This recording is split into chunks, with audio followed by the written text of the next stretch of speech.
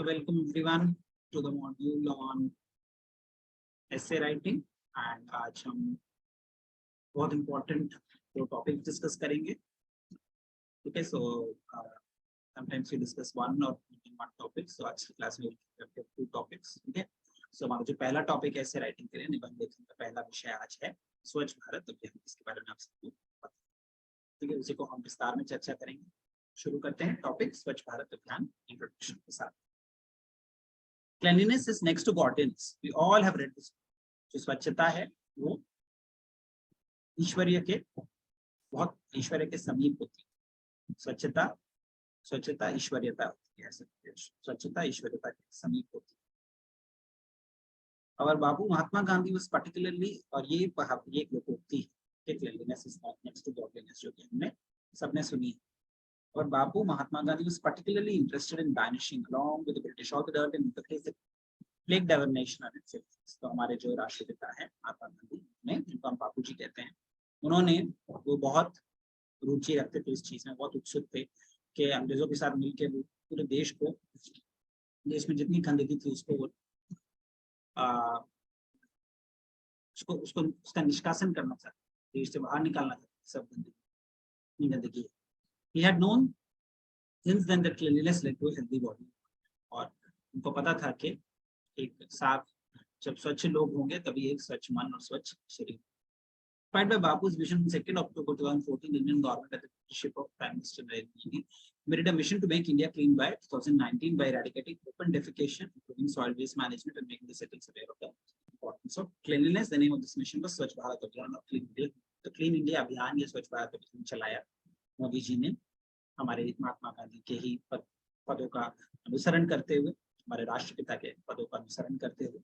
हमारे 2014 2 अक्टूबर गांधी जयंती के दिन 2014 में हमारे प्राइम मिनिस्टर नरेंद्र मोदी अभी का जब शासन था तो उन्होंने 2014 में, ठीक है, उन्होंने एक स्वच्छ भारत अभियान शुरू किया. इसमें उन्होंने 2019 तक, यानी अभी समय ऑलरेडी बीत चुका है, तो 2023 हो गया, खत्म हो गया, 4 साल हो गया स्वच्छ भारत अभियान. तो 5 साल का ये अभियान चलाया था जिसमें खुले में शौच करना और जो कूड़ा कचरा है, जो घन कूड़ा कचरा है, सॉलिड कूड़ा कचरा है, उसको उसका प्रबंध करना. ठीक है, ओपन में खुले में शौच करने को बंद करवाना और सॉलिड कूड़े कचरे को का प्रबंध अच्छे से करवाना और नागरिकों को साफ सफाई के बारे में जागरूक करना. ये 3 उसके प्रमुख अंग थे इस अभियान के. ठीक है, और इस अभियान का नाम था स्वच्छ भारत अभियान या clean India. Objective of the Swachh Bharat, इस स्वच्छ भारत अभियान या स्वच्छ भारत मिशन के इसके क्या उद्देश्य थे, ऑब्जेक्टिव्स थे. The primary goal of the campaign is to eliminate the practice of open defecation, provide basic sanitation facilities by providing toilet, solid, liquid waste, disposal systems, clean drinking water.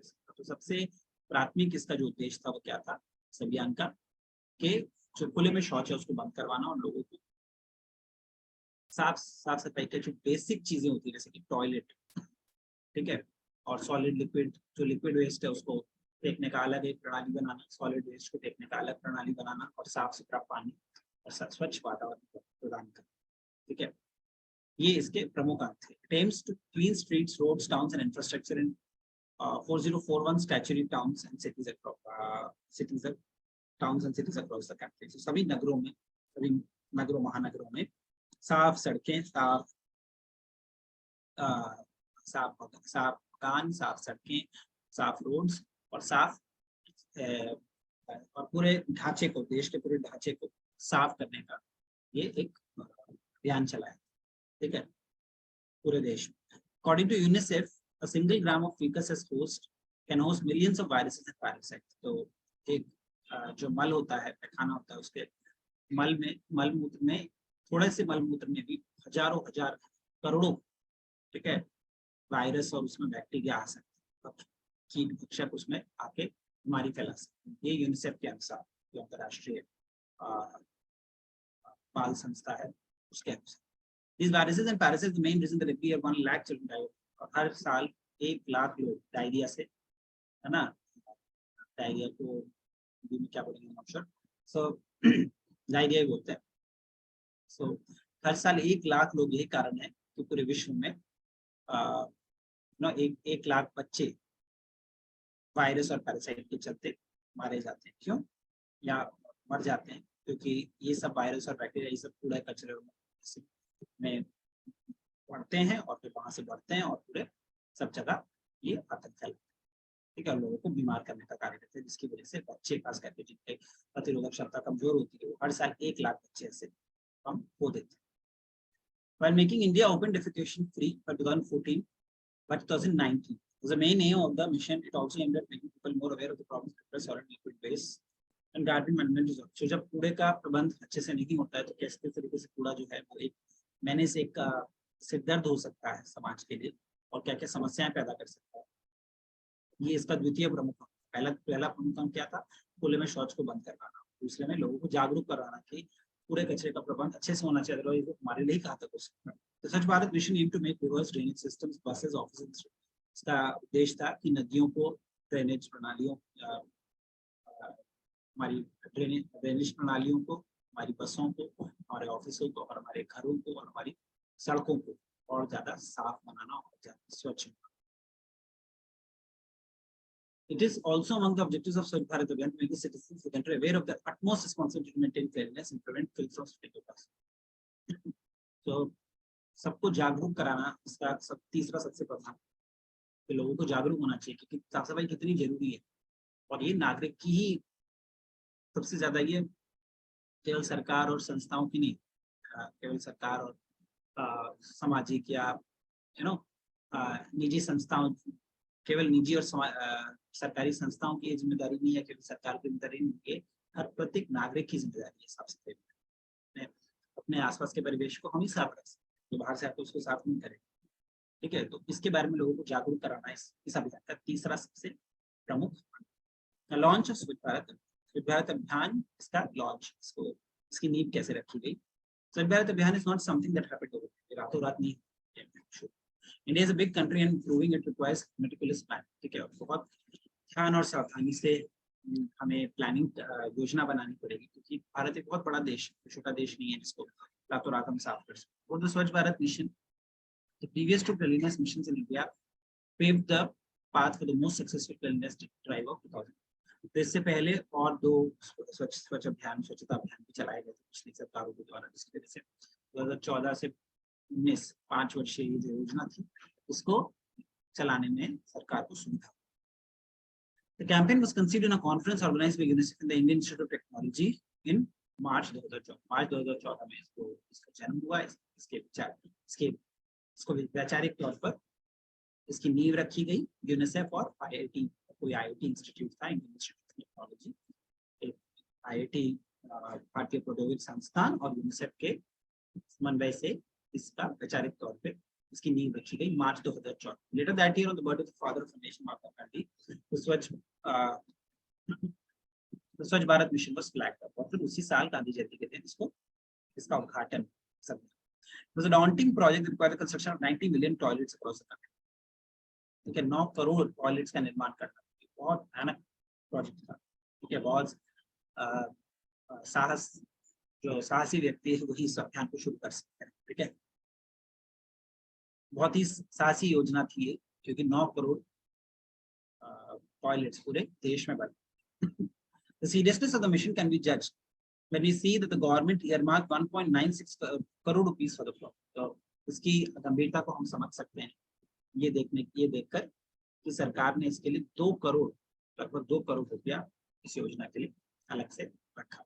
उसी से समझ में आता है कि ये कितनी गंभीर योजना थी, सरकार इसको कितना गंभीरता से ले रही थी। The Prime Minister also nominated 9 public figures to spread the 9 बड़ी हस्तियों को प्रधानमंत्री ने इसका प्रचार प्रसार का कार्य उनके दम पे 9 बड़ी हस्तियां, 9 सेलिब्रिटीज या बड़ी हस्ती। सबसे पहले कौन थे? सचिन तेंदुलकर क्रिकेटर, प्रियंका चोपड़ा हीरोइन, सलमान खान, उसके बाद बाबा रामदेव, शशि थरूर, कमल हसन, ठीक है, Anil Ambani, Vila Sinha, the entire cast of the famous television series Taarak Mehta Ka Ooltah चश्मा जो एक सीरियल आता है, उसके जितने कैरेक्टर्स थे सब 9 people तो had to be further nominated in order to form a chain system। ठीक है, और उनको आगे और 9 लोगों का नॉमिनेशन करना था या उनका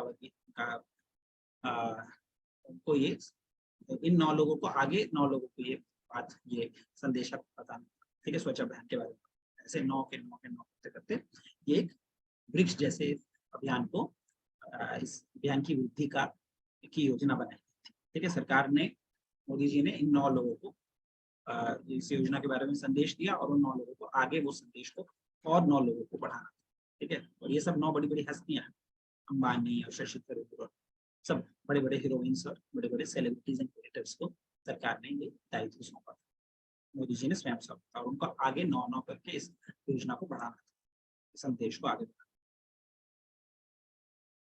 क्लीन स्कूल्स, इसमें स्कूलों को साफ करने का सबसे ज्यादा जो महत्व रखा, जो इस योजना के अंतर्गत स्कूलों को साफ करने का बहुत, ठीक है, विद्यालय।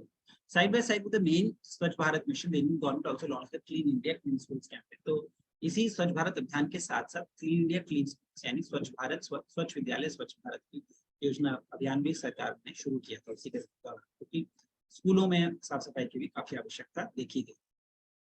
The campaign aimed to ensure separate toilets for boys and girls schools, लड़कों और लड़कियों के लिए अलग शौचालय का निर्माण, appropriate sanitation facilities for menstruating students, बालिका जो बालिका छात्र थी उनके लिए अलग से एक menstruating जो उनका मासिक होता है उसके लिए अलग से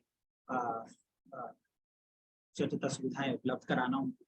A hand washing station that can cater to at least 10 students at the same time, एक हाथ धोने की जगह जिसमें 10 नलके लगे हों, 10 जगह पे 10 जगह से 10 बच्चे एक साथ उसमें अपना हैंड वॉश कर सके, हाथ धो सके।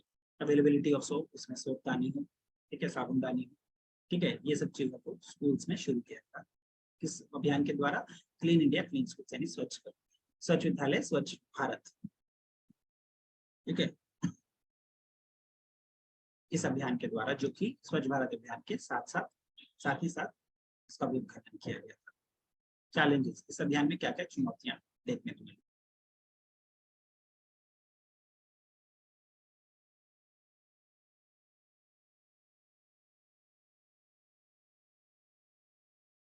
Things still need to be done, लेकिन बहुत कुछ अभी भी, इसको काफी सफलता प्राप्त हुई, फिर भी अभी भी इसमें बहुत कुछ करना बाकी है। The Indian government did a great job by building lakhs of toilets, so हजार लाखों करोड़ों शौचालय बनवाए गए, ये बहुत अच्छा कार्य किया गया। However, neither the art change the mentality of things, लेकिन लोगों की मानसिकता नहीं बदल पाई 5 सालों में। Despite having toilets in homes, many find it beneficial to defecate in the open, लोग फिर भी खुले में शौच करते हैं, क्योंकि घर पे शौचालय है, फिर भी लोगों की मानसिकता है बाहर जाके शौच करते हैं, खुले जंगल या खेतों। Despite they do not want to spoil their supposed sanctity of the homes by defecating inside the house, लोग सोचते हैं कि घर के अंदर मलमूत्र करना या पेशाब करना, पैखाना करना, ये सब घर को अस्वच्छ बनाता है, इसलिए हम बाहर जाके करें, ये लोगों की मानसिकता है। These people need to remember that the outer world is nothing but the extension of their homes, लेकिन बाहर क्या है, पूरी पृथ्वी तो एक समान है। आपने एक जगह को अपना घर बना लिया, उसको आप साफ रखेंगे और बाकी जगह को गंदा रखेंगे, ये कैसी मानसिकता है। The earth is the home, पूरी पृथ्वी हमारा घर है, people must keep the planet, पूरी अगर ऐसा है तो पूरी पृथ्वी को ही आप घर मानिए और पूरे को साफ रखिए, सिर्फ घर के शौचालय में ही आप शौच करें और नहीं शौच, ऐसा सरकार का कहना है। तो ये एक बड़ी चुनौती हमें, क्योंकि मानसिकता परिवर्तन करने में बहुत समय लगेगा भारत में। Step towards a better tomorrow, अच्छे कल के लिए एक बेहतर भविष्य के लिए अच्छा कदम। स्वच्छ भारत अभियान इज एन एम्बिशियस प्रोजेक्ट, बहुत ही महत्वाकांक्षी योजना है। When other countries are aiming at the moon and Mars without improving the lives of the people, the Indian government has taken a people first approach. लोग दूसरे मंगल बुध पे जाने की बातें कर रहे हैं, चांद पे जाने की बातें कर रहे हैं, लेकिन भारत में हम अपने नागरिकों को जीवन को सुधारने की, इसलिए बहुत ही महत्वाकांक्षी योजना, छोटी मोटी योजना नहीं। Along with the Clean India campaign, it is also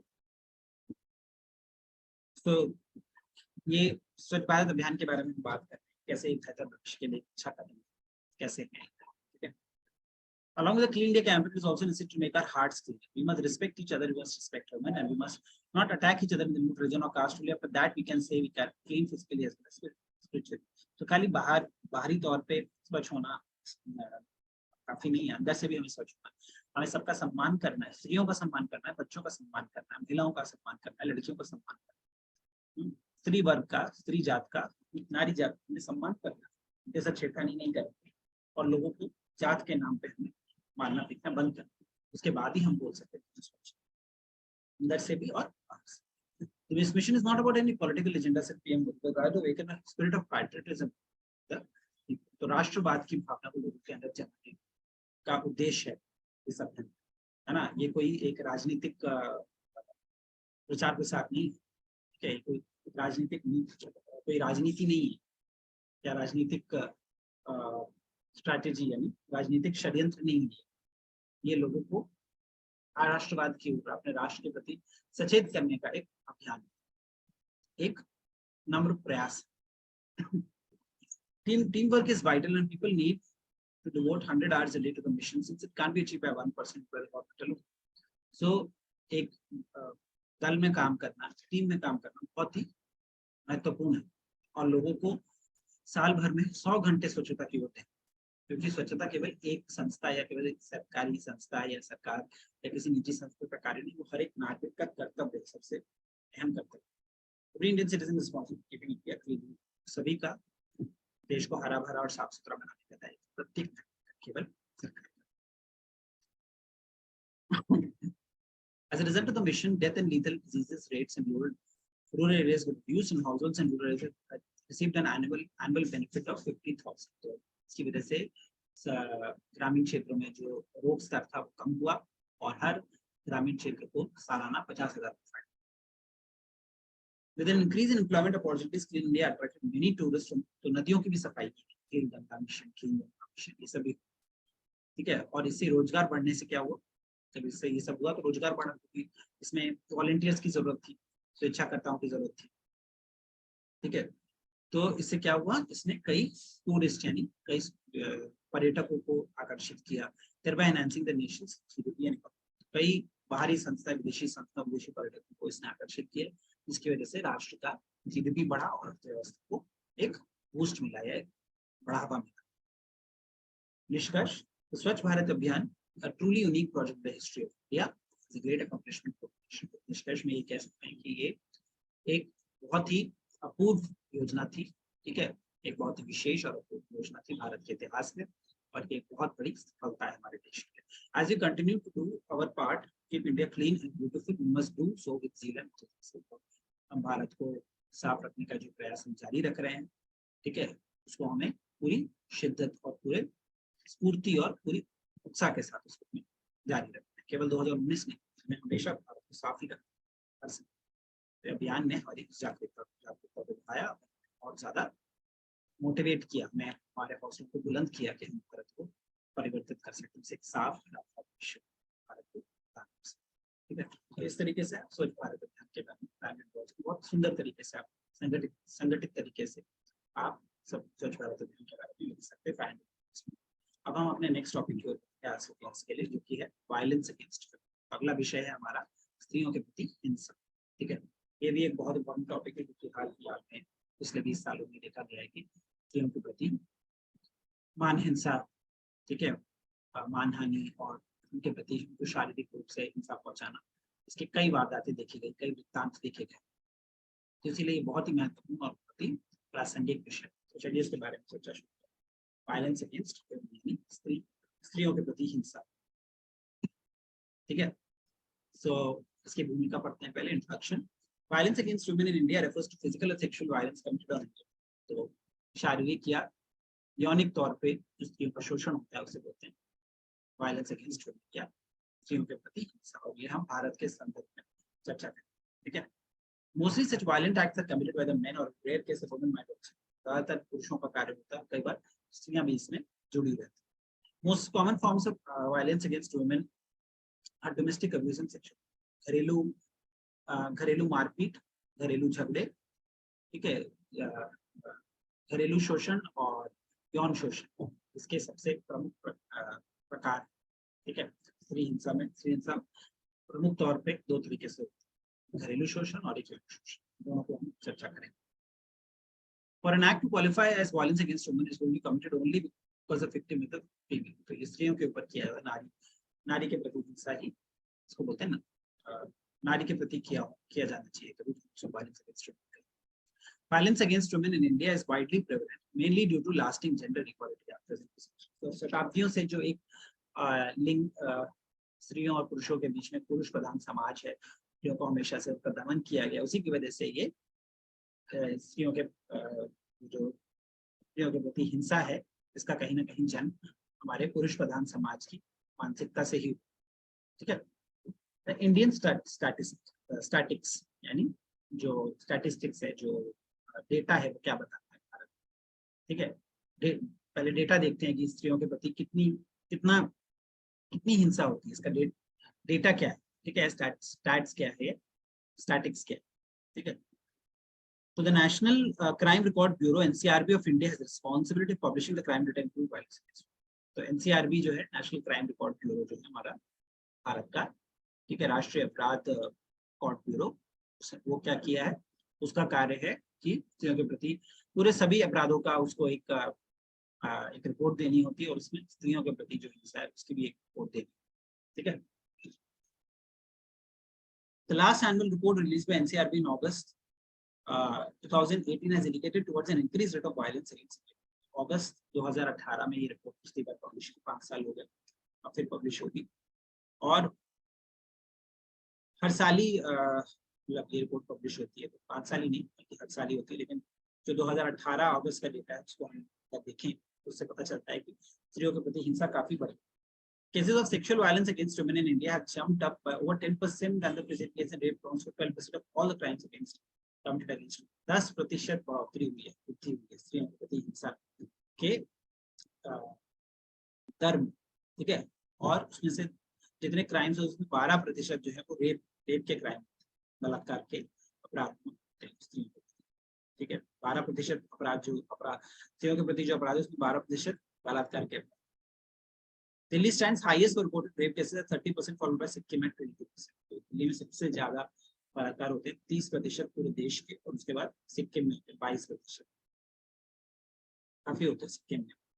However, it must be kept in mind that these figures are not actual, as many cases of report rape and domestic violence go unreported. तो ये हम कम ही बता रहे हैं, ऐसा नहीं कि ज्यादा बता रहे हैं, क्योंकि बहुत सारे तो घरेलू शोषण के और बलात्कार के जो वारदात होते हैं पता ही नहीं चलते। तो ये जो हम बता रहे हैं ये न्यूनतम आपको स्तर बता रहे हैं, जो दर बता रहे हैं, फिगर्स संख्या बता रही है न्यूनतम, इससे ज्यादा ही होंगे, इससे कम नहीं। टाइप्स ऑफ वायलेंस अगेंस्ट स्त्रियों पे होने वाले हिंसा के प्रकार। There are many types of crimes that come under the category of violence. कई प्रकार के होते हैं ये। Some of the most common forms of violence against women committed in India list. इसकी हम सूची बनाए हैं, सूची में देखते हैं। सबसे पहले प्रकार का स्त्रियों के प्रति हिंसा का पहला प्रकार क्या है? Sexual assault यानी यौन शोषण। Sexual assault on a woman refers to the situation where a woman unintentionally makes a person intentionally makes inappropriate physical contact with a woman without her consent or forces her to a sexual act. It is a sexual violence and includes crimes like rape, drugs-induced sexual assaults, child sexual abuse, and group. तो स्त्रियों को उनकी इच्छा के विरुद्ध उनके साथ छेड़खानी करना एक यौन शोषण के वर्ग में आता है, ठीक है। और ये जो है ये बलात्कार से शुरू करके जो बालिकाओं का जो यौन शोषण होता है, चाहे वयस्क लड़कियों का जो यौन शोषण होता है, चाहे बलात्कार होता है, चाहे वो किसी ड्रग के प्रभाव में आके कोई यौन शोषण होता है, या किसी स्त्री को गलत तरीके से छूना या उसको गलत तरीके से टच करना या उसको गलत तरीके से कहीं किसी भी तरीके से उसको छेड़खानी करना, ये सब यौन शोषण में आता है, ठीक है। तो 2 प्रकार के हमने देखा था मेन होते हैं, तो उसमें यौन शोषण पहला, तो उसमें ये सभी प्रकार के कार्य इसमें नहीं कर। दूसरा डोमेस्टिक वायलेंस यानी घरेलू हिंसा। Domestic violence against women is carried in domestic environment, घर के माहौल में, घर के परिवेश में, ये पारिवारिक प्रवेश में ये घरेलू हिंसा जो है की जाती है। Many cases of domestic violence in India's patriarchal society. बहुत सारे केसेस तो पता ही नहीं चलते हैं गांव वगैरह में कि कब कहाँ पे हुआ, क्योंकि स्त्रियों की आवाज दबा दी जाती है। It includes physical abuse of a woman by her in-laws, husband. उसको शारीरिक तौर पे उसको चोट पहुंचाना, उसको क्षति पहुंचाना, ठीक है, चाहे वो पति के द्वारा हो या उसके रिश्तेदार या उसके ससुराल वालों के द्वारा, ठीक है, उसको हम लोग घरेलू हिंसा में कहते हैं। Social evils like dowry system, gender equality are primary responsible for domestic violence. स्त्रियों के प्रति जो घरेलू हिंसा होती है उसका मूल कारण क्या है? दहेज। और एक जो स्त्री और पुरुष के बीच में जो एक पुरुष प्रधान समाज है, स्त्रियों को हमेशा छोटा, पुरुषों बड़ा, स्त्रियों और उनके बीच में जो पक्षपात है वो, और यौन शोषण और दहेज पर, ये दो मेन कारण है। ठीक है, पुरुष प्रधानत्व और एक दहेज पर, जिसकी वजह से स्त्रियों को बहुत सारी समस्याओं का सामना करना पड़ता है घरेलू परिवेश। तीसरे प्रकार का, और भी प्रकार के होते हैं स्त्रियों के प्रति हिंसा, और प्रकार की हो सकती है। तीसरे प्रकार की हिंसा क्या होती है? ऑनर किलिंग, यानी सम्मान के लिए हक की गई हत्या, सम्मान बचाने के लिए की गई हत्या, ऑनर किलिंग। ठीक है, honour killing refers to the murder of family members who supposedly brought shame to the family by going against the family will on issues like arranged marriage, by choosing a partner from other caste, in some cases by committing rape. तो किसी लड़की ने किसी लड़के के प्रति या किसी लड़के ने किसी लड़की के प्रति कोई गलत उससे संपर्क बना लिया, या किसी दूसरे जात के लड़के से शादी करने की इच्छा जाहिर करी, हाँ, या फिर अपने किसी से प्रेम करके भाग कर शादी कर ली, जिसकी वजह से घर वाले अपने बच्चों को मरवा देते। तो ये भी अगर स्त्रियों के प्रति किया जाए तो ये भी एक स्त्रियों के प्रति की गई स्त्री हिंसा के बारे में ये आती है। उसके बाद चौथा प्रकार का है फोर्स प्रोस्टिट्यूशन, यानी जबरदस्ती लोगों को किसी को जबरदस्ती धंधा करवाना, वो भी स्त्री के प्रति हिंसा में ही उसको गिना जाए। Throughout India cases of young girls going missing are continuously reported, और यंग जवान लड़कियों का घर से लापता होना अक्सर थाने में माँ बाप आके लड़कियों के मिसिंग रिपोर्ट लिखवाते हैं। सब बहुत सारे केसेस हो सकते हैं। These girls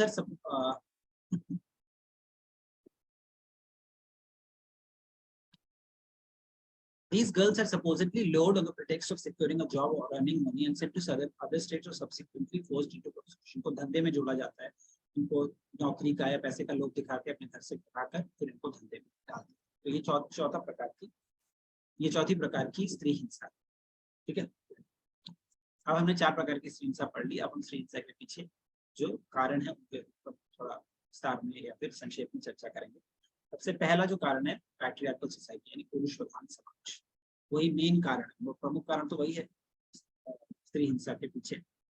Indian society is male patriarchal society, पुरुष प्रधान। Indian society is male dominated society for the rights to make major decisions related to परिवार से संबंधित अहम जो पुरुष प्रधान समाज में स्त्रियों को बहुत ज्यादा अधिकार नहीं दिया जाता, कोई भी पारिवारिक निर्णय में ज्यादा दखल अंदाजी करने। ठीक है, moreover researchers revealed that almost 60% of males in India think that women in the family must be beaten from time to time। और ऐसी दुखजनक अनुसंधान किए गए हैं, ऐसे बहुत दुर्भाग्यवश शोध किए गए हैं, जिसमें शोधकर्ताओं ने, अनुसंधानकर्ताओं ने पता लगाया है कि 60% पुरुष ऐसा मानते हैं कि स्त्रियों को पीटना चाहिए, समय समय पर पीटना उनको जरूरी। ठीक है, 60% पुरुष ऐसा मानते हैं। तो यही मानसिकता की वजह से स्त्री हिंसा होती है। The societal setup always keeps women at a vulnerable position। हमेशा स्त्रियों को एक बहुत ही दुर्बल और निर्बल अवस्था में रखा जाता है। ठीक है, इसी पुरुष प्रधान मानसिकता के कारण। दूसरा कारण स्त्री हिंसा के पीछे दूसरा कारण क्या है? फैमिली फैक्टर्स, यानी पारिवारिक कारक। Domestic violence committed on a woman has a tendency to be carried over to the next generation। Child who watches his father physically abusing his mother is most likely to do the same to his wife when he grows up। तो एक परिवार की क्या संस्कार है, कैसे अगर एक बाप अपने बच्चे के सामने अपनी बीवी को मार रहा है तो उसका बच्चा क्या सीखेगा? वो भी बड़े होकर अपनी बीवी को मारेगा। ठीक है, तो पारिवारिक कारक भी इसके लिए रिस्पॉन्सिबल होते हैं। बच्चे क्या अपने माँ बाप से, पिता से, खास करके पिता माता का सम्मान नहीं कर रहा है, उसके बच्चे भी अपनी स्त्री का सम्मान नहीं। Nuclear families have more reported incidents of violence against women as there is no elder person to witness it। तो खास करके जो छोटे परिवार होते हैं उनके बारे में हमने एक बार चर्चा करी थी न्यूक्लियर जॉइंट फैमिली के हिस्से में। जो छोटे न्यूक्लियर परिवार होते हैं उसमें ज्यादा घरेलू हिंसा होती है, बच्चों की मानसिकता पे भी प्रभाव पड़ता है, बच्चे भी आगे चल के वही करते हैं। इसके बाद तीसरा मूल कारण क्या है स्त्री हिंसा के पीछे? लिकर कंजम्पशन, यानी मदिरापान, मदिरा का उपभोग। ठीक है,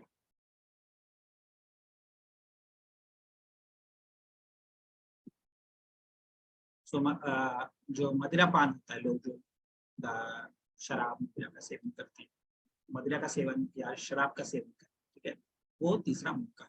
regular consumption of liquor by the husband is prime cause for violence against. शराब प्राय शराब पी के घर पे जाना, है ना, वो अहम का बहुत महत्वपूर्ण कारण होता है स्त्रियों के प्रति की गई हिंसा के पीछे। Alcohol is not only responsible for domestic violence against women but also crimes committed against women outside. तो स्त्रियों के प्रति की गई हिंसा के लिए शराब केवल घरेलू हिंसा के पीछे कारण नहीं होता है, घरेलू हिंसा का ही मूल केवल शराब नहीं होता है, क्योंकि बाहर की, घर के बाहर भी अगर बाहरी हिंसा भी की जाए, कहीं पे सड़क पे भी की जाए, उसके पीछे भी कहीं ना कहीं शराब ही मूल कारण होता है। शराब से व्यक्ति जब नशा करता है ना, तो नशा करने का जो कार्य है ये स्त्रियों को हिंसा का एक बहुत महत्वपूर्ण कारण है। जो व्यक्ति नशे में होता है तो वो अपनी चेतना खो बैठता है, उसको सही गलत का फर्क नहीं पता चलता। अल्कोहल स्टिमुलेट द ऑफेंडर्स और victims cognitive skills during the violence. तो ये जो नशे में आता है तो व्यक्ति जो है उसका अहंकार बहुत बढ़ जाता है, उसका क्रोध बहुत बढ़ जाता है, और कभी भी कोई उसको रोकने की कोशिश करता है, उससे ही होती है, तो उसको उसका विक्टिम यानी शिकार बनना पड़ता है। उसके बाद अब हमने कारण पढ़ ली, अब इसके क्या सुझाव, क्या है, रोकने के क्या तरीके हैं, ठीक है। तो सॉल्यूशन यानी इसके स्त्री हिंसा का क्या समाधान और क्या प्रिवेंटिव मेजर्स यानी क्या क्या एहतियात हम बरत सकते हैं, ठीक है, स्त्री हिंसा को रोकने के। Some of the major solutions to curb violence are listed below. कुछ ऐसे हम समाधानों और एहतियातों को हम चर्चा करेंगे। सबसे पहला है इंक्रीज्ड पुलिस विजिलेंस। सबसे पहले तो पुलिस को तैनात करना। पुलिस अगर तैनात रहेगी तो स्त्री हिंसा के मामलों को बहुत अच्छे से सेटल किया जा सकता है और रोका जा सकता है। Police vigil must be increase in all the areas in the secluded areas. तो रात के समय पुलिस को सभी इंपॉर्टेंट एरियाज में तैनात कर देना चाहिए। Police presence significantly reduces the chance of a woman getting assaulted और हैरेस्ड बाय। तो पुलिस अगर तैनात है तो किसी स्त्री के साथ गलत काम होने की संभावना बहुत कम। Police officers must be deployed at crowded places like markets as a woman assist with most subsequent crimes like eating. और खास करके भीड़ भाड़ के जो इलाके वहाँ पे पुलिस को तैनात करना चाहिए, क्योंकि स्त्रियां वहाँ पे मानहानि और अपने वहाँ पे छेड़खानी और मानहानि और ईव टीजिंग के प्रति बहुत ज्यादा ससेप्टेबल होती है, बहुत ज्यादा दुर्बल होती है इस स्थान, ठीक है, क्योंकि स्त्रियों का भीड़ भाड़ के इलाकों में लोग आसानी से स्त्रियों को छेड़खानी कर सकते हैं, भाग सकते हैं बिना पकड़े जाए, ठीक है। तो ऐसे स्थानों पे स्त्रियां जहाँ दुर्बल होती है वहाँ पे या भीड़ भाड़ के इलाकों में और देर रात, है ना, सड़कों में गलियों में जहाँ से स्त्रियों का आवागमन होता है वहाँ पुलिस को ज्यादा तैनात करना चाहिए। दूसरी एहतियात क्या है या दूसरा समाधान क्या है स्त्री हिंसा का? कम्युनिटी इनिशिएटिव, यानी एक सामुदायिक इनिशिएटिव यानी प्राथमिक कदम, ठीक है, एक सामुदायिक प्रयास, ठीक है। सामुदायिक प्रयास कैसे हो सकता है? Initiatives taken by the community itself towards curbing violence against women, the best way to counter domestic violence as well as other crimes. अगर पूरा समुदाय सचेत हो जाए, स्त्रियों के प्रति कोई हिंसा नहीं होने देंगे, तो तब स्त्रियों के प्रति हिंसा को बहुत कम किया जा सकता है, ठीक है। Then Nari Adalat programme introduced in Uttar Pradesh by department of education is proved instrumental in reducing domestic violence. एक नारी अदालत का एक अभियान शुरू किया गया था, ठीक है।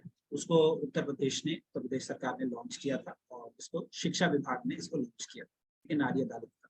कहाँ यहाँ पे नारियां जा सकती हैं और उनके प्रति होने वाले घरेलू हिंसा के मामलों को दर्ज कर सकती हैं और न्याय प्राप्त कर सकती हैं। तो इसको काफी सफलता प्राप्त हुई घरेलू हिंसा को कम करने। तीसरा समाधान या तीसरी एहतियात क्या है? सेफ ट्रांसपोर्ट यानी सुरक्षित यातायात। Many acts of sexual violence against women are committed in trains or buses, mainly during daytimes. तो अक्सर यातायात के साधनों में स्त्रियों के साथ छेड़खानी की जाती है, बसेस, ट्रेन्स।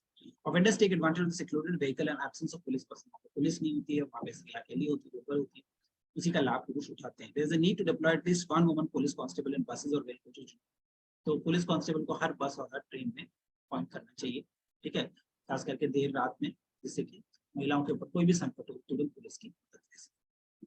और उसके बाद कंक्लूजन यानी निष्कर्ष, ठीक है। तो उपायों को स्त्री हिंसा को रोकने के उपाय और एहतियातों को और ठीक है, तो हमने अभी क्या चर्चा किया कि स्त्री हिंसा को रोकने के उपाय और एहतियातों के ऊपर हमने चर्चा, ठीक है, 3 प्रकार के हमने उपाय बताए और उससे हम स्त्री हिंसा को काफी 3 प्रकार के समाधान है जो कि हम इस्तेमाल कर सकते हैं, ठीक है। सबसे पहला कि हम पुलिस को तैनात कर सकते हैं, दूसरा कि सामुदायिक एक जागरूकता फैला सकते हैं और तीसरा कि यातायात के साधनों में सिक्योरिटी सुरक्षा व्यवस्था बढ़ाकर स्त्रियों के प्रति होने वाले हिंसाओं को हिंसा के वारदातों को कम कर सकते हैं, रोक सकते हैं, प्रतिबंधित कर सकते हैं। अब हम अपने एस्से के आखिरी पड़ाव पे आ गए हैं, यानी निष्कर्ष में देखते हैं कि क्या चर्चा है। Conclusion. Violence against Indian women is a blot on the nation and the society as well. तो समाज और पूरे देश पे जो स्त्री हिंसा है वो एक बहुत बड़ा धब्बा है हमारे समाज के दामन पर। As long as the Indian women are subjected to violence, जब तक उनके प्रति हिंसा हो रही है, international image of India is also linked to this. जो एक राष्ट्र छवि है, जो एक अंतर्राष्ट्रीय छवि है देश की, कभी नहीं सुधर सकती जब तक हम स्त्रियों का उत्थान नहीं करेंगे, स्त्री हिंसा को कम करने का प्रयास नहीं करेंगे, उसको खत्म करने का। Also, incidents of domestic violence, sexual assaults, and other similar crimes of women continuously damage Indian society and obstruction. तो घरेलू हिंसा, यौन शोषण और इसी प्रकार के अन्य जितने अपराध होते हैं स्त्रियों के प्रति को हमेशा भारत की छवि को कलंकित करेंगे और भारत की प्रगति को हमेशा प्रतिबंधित करेंगे या प्रतिरोधित करते रहेंगे। Therefore, it is imperative to take stringent countermeasures to diminish any kind of violence against women. तो बहुत सख्त नियम बनाने की जरूरत है और बहुत कड़े नियमों का पालन करने की जरूरत है जहाँ तक के स्त्रियों की सुरक्षा का सवाल है। स्त्री की सुरक्षा ही देश की सुरक्षा है और स्त्री का सम्मान ही भारत का सम्मान है, ठीक है। तो इसी टिप्पणी से मैं अपने आज के लेक्चर को विराम दूंगा और आप सबसे निवेदन करूंगा कि आप कृपया करके अपने एग्जाम्स के लिए सारे टॉपिक्स को रिवाइज करते रहिए। किसी भी टॉपिक में कोई डाउट हो तो आप हमारे तक उसको फ्लोट करिए और हमसे क्लियर करिए, ठीक है। सो आज के लेक्चर को यहीं पे विराम देता हूँ। See you in the next class of essay writing.